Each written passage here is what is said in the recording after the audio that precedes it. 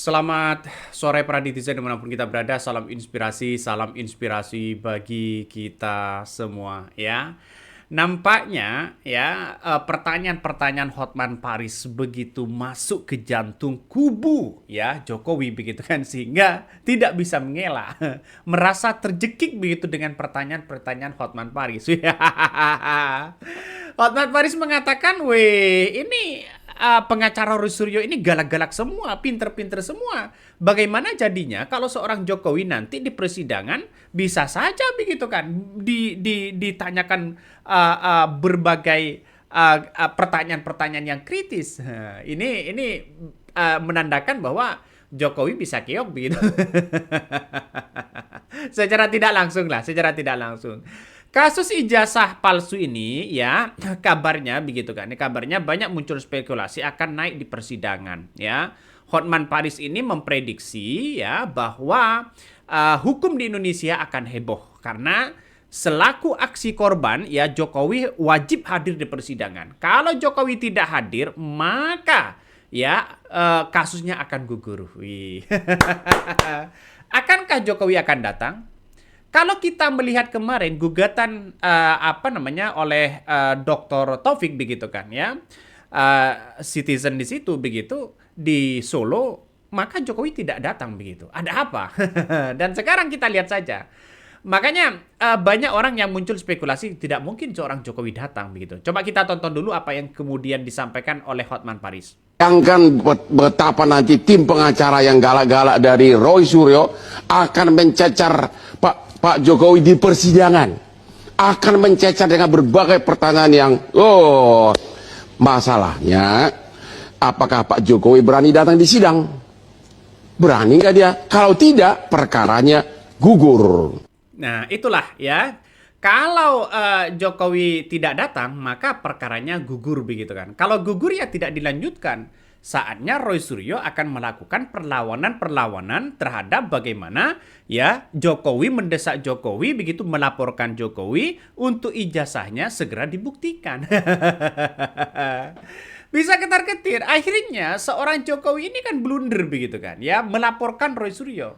Berbeda dengan kasus-kasus yang kemudian menyeret misalnya seperti apa yang kemudian dilakukan oleh Haris Azhar ya, yang dianggap bahwa memfitnah dan pencemaran nama baik terhadap Luhut begitu kan. Itu kan berbeda.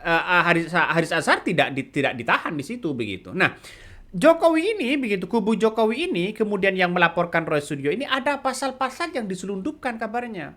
Sehingga ini ditentang oleh Ahmad Hosanuddin begitu kan. Dan saya kira pernyataan Ahmad Hosanuddin ini nampaknya sudah memberikan satu statement begitu kan, bahwa seperti ini loh ya negara kita, keadilan kita, kira-kira seperti itulah. Banyak bermacam hal yang kemudian ya yang muncul di berbagai media sosial hari ini. Saya kira kubu Jokowi begitu kan ya, apakah ini ngerti soal undang-undangnya atau bagaimana begitu kan. Nah, bahkan ya di zaman Jokowi ini yang selalu yang selalu dikritik ya, publik pun masih gentle memakai pasal pencemaran nama baik begitu kan ya.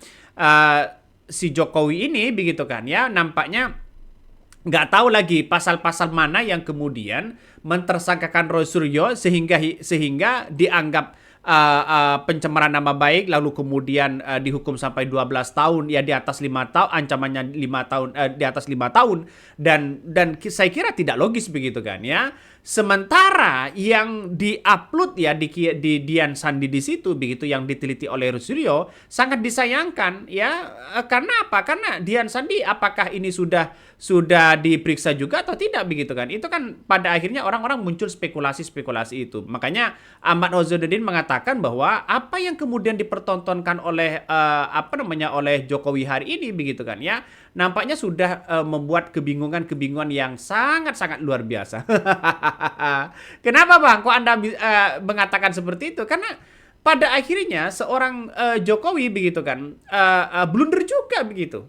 Blunder juga. Makanya Hosanuddin mengatakan, "Wih, jangan-jangan gimana ini Jokowi begitu kan? Kok ada pasal-pasal seperti itu?" Coba kita tonton. Dan saya beri aplaus untuk Pak Luhut Panjaitan. Kenapa? Dia kesatria. Masalahnya pencemaran ya dia pakai pasal pencemaran sehingga memang tidak ditahan. Tidak seperti Joko Widodo. pencemaran tapi dimasukin Prof Henry tadi 32 biar bisa menahan orang. Padahal dia pernah menjadi presiden dan jelek-jelek Roy Suryo itu pernah menjadi rakyatnya Joko Widodo. Lalu presiden apa yang mau dipamerkan pada publik? Apakah kemudian hukum kita itu selalu menghukum orang pada belum ada putusan? Ingat. Nah, inilah yang kemudian ya yang disampaikan oleh Ahmad Hosanuddin. Maka kasus-kasus ini nampaknya seperti Pak Bambang Tri, Gus Nur dan sebagainya begitu. Ini kan korban begitu pada akhirnya. Kalau kita muncul spekulasi itu. Kenapa? Karena Pak Bambang Tri begitu kan meneliti soal buku Jokowi Undercover. Nah, yang disampaikan Ahmad Hosanuddin ini ya Jokowi ini kan pernah menjadi seorang presiden begitu kan. Ya, masa iya seorang presiden karena ada orang yang meneliti lalu kemudian mempertanyakan ijazahnya lalu kemudian dihukum dan sebagainya begitu kan. Ini kan pada akhirnya kan lucu begitu. Pada akhirnya lucu begitu kan. Ya, spekulasinya kan seperti itu. Jadi sangat disayangkan memang ya Jokowi ini sudah terlanjur melaporkan tapi kan pada akhirnya kan sekarang kan Jokowi tidak berkutik apa-apa begitu kan. Nampaknya sudah blunder. Banyak muncul spekulasi-spekulasi itu. Sementara ya ijazah yang diupload Dian Sandi yang diteliti oleh Roy Suryo CS ya disangkalnya bukan bukti primer. Artinya apa? Artinya kan itu kan kalau ijazah Jokowi itu yang beredar seperti apa yang disampaikan Dian Sandi kan seharusnya kan ditanyakan dulu, diproses dulu secara bukti nanti di pengadilan begitu. Dapat dari mana Dian Sandi? Aduh, coba kita tonton lagi ya. Penahanan itu sama saja penghukuman, padahal belum ada putusan yang menyatakan orang itu sudah bersalah. Karena makanya dulu target kami itu kan yang pertama tidak dilakukan penahanan. Di antaranya kami mendelegitimasi pasal-pasal yang bisa untuk menahan. Karena apa? Di KUHP diatur ada syarat subjektif, ada objektifnya. Pasal yang ditetapkan itu lebih dari 5 tahun. Kenanya memang di pasal 32, 35, 160. Walaupun 160 setelah dikonversi dengan KUHP yang baru, Undang-Undang nomor 1 tahun 2023 turun tinggal 4 tahun, 246, 433 dan 444. Jadi 351-nya turun jadi 433, 434, 160-nya jadi 246 itu tinggal 4 tahun kalau nggak salah. Nah, saya lanjutkan. Lalu sekarang kita baca coba suasana kebatinan jaksa yang menerima berkas ini. Nah, ini kan sudah masuk ke kebatinan jaksa begitu. Artinya apa? Artinya kan kalau jaksa tidak memproses P21 atau tidak menerbitkan P21, kenapa para kubu-kubu Jokowi ini justru mengkritik habis-habisan? Akan membakar Kejati, pecat Kejati DKI Jakarta. Ini kan pada akhirnya ya ada penghasutan yang kemudian tidak terkontrol kepada dia begitu. Apa yang terjadi selama ini begitu? Coba kita pertontonkan ya. Ada orang kuat ya soal ijazah ini dibaliknya ada kambing hitam, ada ini, ada itu dan sebagainya. Tapi pernyataan-pernyataan inilah muncul dari kubu Jokowi. Tapi tidak membuktikan secara spesifik begitu kan. Kalau memang Roy Suryo mau ditahan, mau dipenjara, tunjukkan ijazahnya kan selesai. Orang kan menganggap bahwa apa yang dipertontonkan selama ini kan hanya omon-omon doang begitu kan. Pada akhirnya kan seperti itu. Nah, saya masih melihat bahwa apa yang kemudian bakal heboh muncul misalnya politik dan kan, peradilan Indonesia karena berkas perkara soal ijazah ini begitu kan. Jangan-jangan nanti begitu kan Jokowi sudah merasa bahwa wah ini kalau tidak ditahan misalnya begitu ada diskriminasi dan sebagainya begitu kan. Ya bukan soal itu begitu, tapi kan undang-undang yang membahas soal itu. Nah, banyak orang sekarang ini muncul ya mempertanyakan itu. Jangan-jangan nanti P21 itu berbalik arah. Ya, justru ini akan menjerat Jokowi sendiri. Ya kan?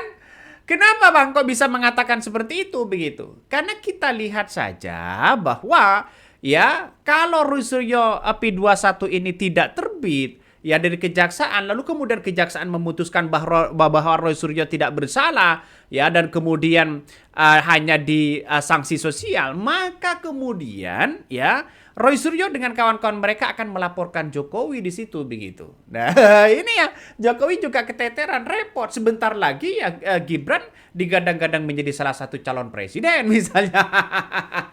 Akan semakin sibuk di situ, akan semakin ruwet, ribet dan sebagainya. seandainya Jokowi tidak menanggapi begitu kan berbagai hal, tidak melaporkan Roy Suryo, mungkin ya kawan-kawan mereka hanya muncul spekulasi-spekulasi begitu kan. Artinya apa? Artinya dari kubu Jokowi, terus kemudian walaupun Roy Suryo menggaungkan ijazahnya begitu kan, maka kan kemudian tidak terpengaruh dengan itu. Makanya kubu Jokowi ini sudah masuk terperangkap begitu kan ya dengan apa namanya yang dilakukan oleh Roy Suryo dengan kawan-kawan mereka. Ngeri kan persoalan-persoalan ini begitu.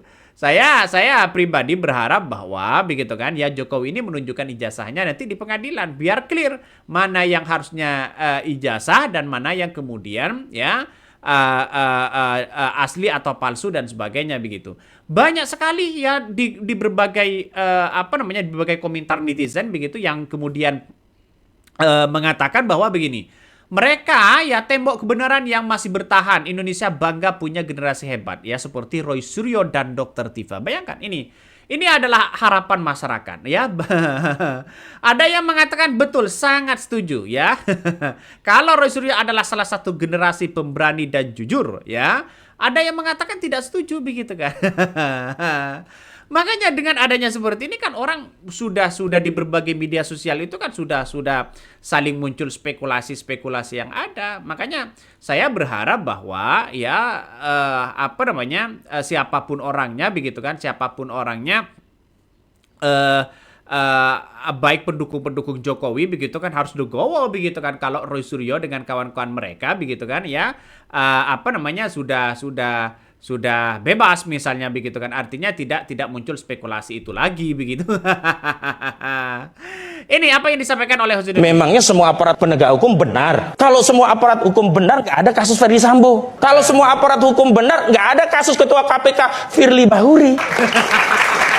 Lalu saya mau tanya, basis moralnya kubu Jokowi itu apa kok nuntut Roy Suryo ditahan? Harusnya beri teladan. Sylvester Matutina ditahan dulu, nggak ingkrah itu. Atau setidaknya tiba-tiba Rasman Arif Nasution, saudara-saudara, saya hari ini sudah ingkrah menjadi terpidana karena itu sebagai orang yang taat hukum, tidak menunggu eksekusi, saya menyerahkan diri. Ini demi untuk menjaga nama baik Bapak Jokowi. Enggak juga, ngomongnya doang gede. Aduh, ngomongnya doang gede begitu kan. Inilah apa yang disampaikan oleh Hasanuddin begitu. Makanya ya para bisa aja ini ya kubu-kubu Jokowi ini begitu kan, para pendukung-pendukung Jokowi ini sudah mati kutu begitu kan, kena sekakan seperti itu. Ditambah lagi dengan narasi-narasi dan pertanyaan-pertanyaan Hotman Paris bisa mencekik ya kubu-kubu Jokowi.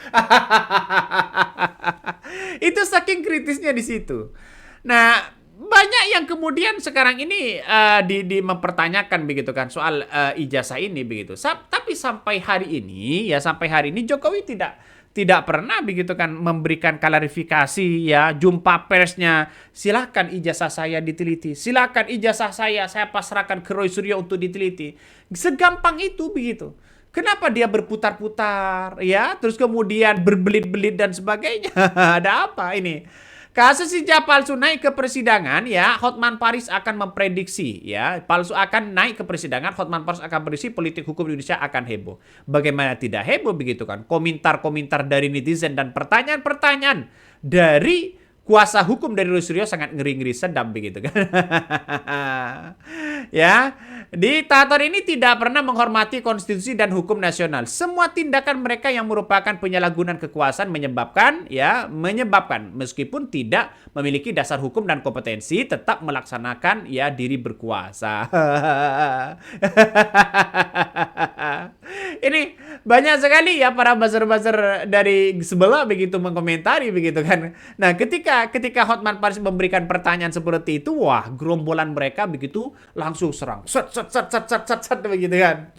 Langsung dia mengkritik begitu. Ya, luar biasa kritikannya. Hotman Paris saja ketika jadi host mempertanyakan soal seperti itu begitu, saat kritis begitu kan ya, saat pertanyaan-pertanyaan yang sangat kritis begitu, maka kubu dari sebelah ya, kubu dari Jokowi luar biasa kritikan kepada Hotman Paris begitu. Tapi inilah yang terjadi begitu. Inilah yang terjadi. Makanya dikit-dikit begitu kan ya. Apa namanya? Ada nuansa-nuansa yang kemudian mengkritik. Saya aja begitu. Saya aja kalau terlalu kritis begitu kan, maka bisa saja begitu kan di macam-macam komentar-komentarnya begitu. Tapi ya biasa aja. Saya berpandangan bahwa semua orang itu kan pasti punya spekulasi-spekulasi yang ada begitu kan. Ya tidak perlu kita tanggapi dengan serius bagi kami begitu kan. Bagi kami. Kenapa? Karena kita lihat saja ya orang itu kan hanya memunculkan reaksi spekulasi itu. Nah, Roy Suryo ini juga membeberkan bagaimana P21 itu. Nah, P21 sampai sekarang sudah 15 Juni begitu kan. Ya tidak kunjung terbit. Tidak kunjung terbit. Ada apa? Kan terus menjadi orang-orang menganggap, wah ada apa di balik ini semua? Jangan-jangan kasus Roy Suryo dipaksakan. Dipaksa untuk agar Roy Suryo masuk penjara dan sebagainya. Bisa saja begitu kan? Ya. Coba kita tonton apa yang disampaikan oleh Roy Suryo. Jumat Berkah H+10. H+10 dari ketika ada press conference yang disela dengan pengumuman dadakan soal P21 di Polda Metro Jaya waktu itu. Ya, sekali lagi kita juga sampaikan bahwa itu bukan press conference untuk P21 sebenarnya, tapi ada keterpaksaan ketika Kombes Iwan Imanuddin harus mengumumkan itu atas pertanyaan. Ya, jadi kita tunggu sebenarnya kalau memang itu benar real. Tapi nyatanya sampai dengan H+10 hari ini, hari Jumat tanggal 12 Juni 2026 itu tidak juga terbit. Masih goib P21-nya. Kayak SMK saja goib ya. Masih belum ada. Harusnya ada surat semacam ini. Dan lagi-lagi kita sampaikan seperti tadi sampaikan Pak Refli ya. Hari ini kalau dengan LP tanggal 30 April itu sudah 409 hari. Hari ini ya. Ini grafik ini saya buat ketika tanggal 26 Mei. Sekarang sudah tanggal 12 Juni. Berarti sudah 409 hari. Jauh melebihi atau bahkan 4 kalinya kasus besar yang waktu itu juga menyita seluruh perhatian rakyat Indonesia, yaitu Jessica Wongso. Bahkan lebih dari 6 kali kasus yang waktu itu juga sangat besar, yaitu tentang Verdi Sambo. Ya, jadi jelas ya, clear banget bahwa apa yang dikatakan sudah P21 sampai saat ini, sampai kita press conference ini belum ada. Padahal itu harus hitam di atas putih, harus tertulis dan tidak boleh hanya omon-omon, tidak boleh hanya goib. Dan di lembar P21 ini jelas betul tahapannya, tahapan keduanya tanggal berapa, dan itu ada deadline-nya. Saya sebagai orang awam hukum saja tahu itu ada deadline-nya. Jadi kalau tanggal 2 Juni sudah diumumkan, maka para termul harus tahu bahwa mereka juga nggak bisa yang namanya mendesak-desak. Saya dengar mereka kemarin mendatangi Polda Metro, katanya menghadap Pak Dir. Padahal beberapa penyidik yang lain mengatakan mereka sebenarnya sedang dimarahi. Karena buat apa desak-desak? Ya, nggak usah didesak.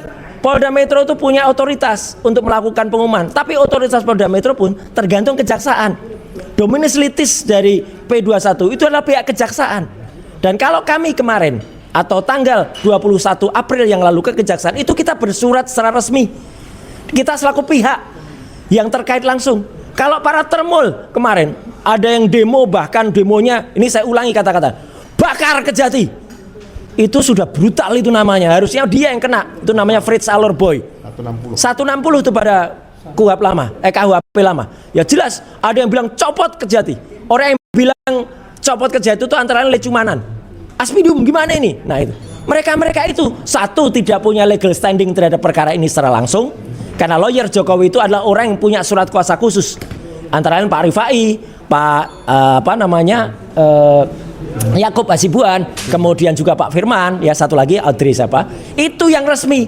Yang lain itu nggak resmi. Ngaku-ngaku saja mereka bikin tim hukum, tim merah putih, merah kuning biru dan lain sebagainya. Ya, apa itu tim itu? Apalagi mereka marah-marah mau bakar Kejati.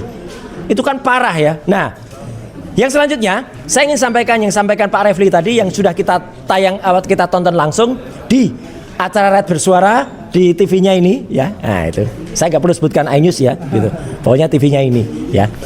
Statement dari Prof. Henry Subiakto, saya ingin menambahkan terima kasih Prof. Dan kalau Prof. Henry itu mengatakan, karena termul mengatakan itu ngaku-ngaku buat, bukan ngaku-ngaku, nama Prof. Henry ada di sini. Beliau tepat betul 23 tahun yang lalu ya, ada pada surat keputusan tim TKTI, tim Koordinasi Telematika Indonesia. Beliau selaku staf ahli dari Menteri Komunikasi dan Informasi waktu itu, belum informatika. Ada di sini. Lucunya, bukan lucu mana ini ya, tapi lucunya ya, nomor 9 itu nama saya. Saya juga ada di situ. Saya adalah tim perumus dari Undang-Undang ITE juga. Dan saya itu disebut nama, bukan lagi jabatan. Saya resmi itu Roy Suryo dalam kurung Universitas Gadjah Mada. Saya wakil resmi dari UGM waktu itu. Ya, dalam itu UGM masih ya sehat dan waras waktu itu ya. Gitu. Jadi ini apa yang kemudian disampaikan Roy Suryo begitu. Begitu ngeri begitu kan, ya. Dia kan kubu dari Roy Suryo ini kan sudah melihat secara data begitu kan, ya. Mulai dari ahli, kuasa hukum dan sebagainya berbicara soal undang-undang. Tapi kalau kubu Jokowi ini sedikit pun tidak pernah berbicara soal undang-undang, ya. Dia hanya berspekulasi, asumsi yang begitu luar biasa begitu. Sehingga apa yang terjadi? Terkesannya kan sudah kalah begitu. Terkesannya kan sudah kalah, nggak perlu dipertahankan lagi begitu. Ayolah ngaku kalah begitu kan, ya. Jadi pada akhirnya kalau orang ngaku ngalah biasanya mengatakan diskriminalisasi. Ada orang kuat, ada orang ini, ada orang itu, cawi-cawi sana sini. Kok begitu segerinya begitu kan, ya? Padahal disinggung soal Firly Bahuri, ya. Terus kemudian siapa? Si Ingkra itu begitu kan, ya. Saya lupa begitu kan namanya. Itu kan juga juga Sylvester begitu kan, ya. Juga ingkar tapi tidak ditahan begitu. Sampai sekarang coba kita lihat saja masih bebas kan. Nah, inilah pentingnya bagaimana Roy Suryo dengan kawan-kawan mereka tidak goyah sedikit pun, ya. Apalagi mau membakar kejaksaan, ya, Kejati dan sebagainya. Itu kan merupakan penghasutan begitu. Lama-lama ya dilaporkan juga nanti. Oke, mungkin itu yang kami sampaikan ya. Tonton terus di channel Honda Podcast Rakyat ini, jangan lupa di-subscribe.